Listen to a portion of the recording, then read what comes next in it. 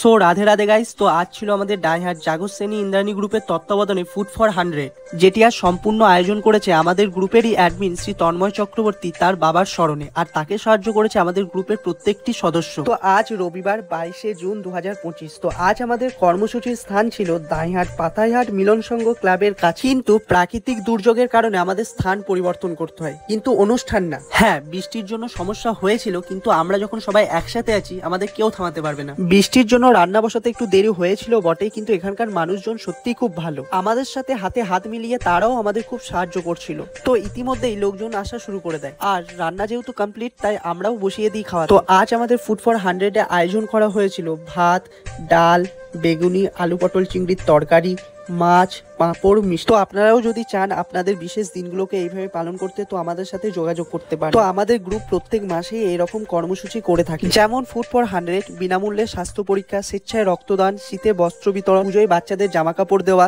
বাচ্চাদের পড়াশোনা ইত্যাদি। যদি আপনারাও চান আমাদের গ্রুপে অ্যাড হতে বা সাহায্যের হাত বাড়িয়ে দিতে, তাহলে কমেন্টে জানাবেন, আমাদের অ্যাডমিনরা আপনাদের সাথে যোগাযোগ করে নেবে, কারণ মনুষ্যত্বই প্রধান ধর্ম। নমস্কার।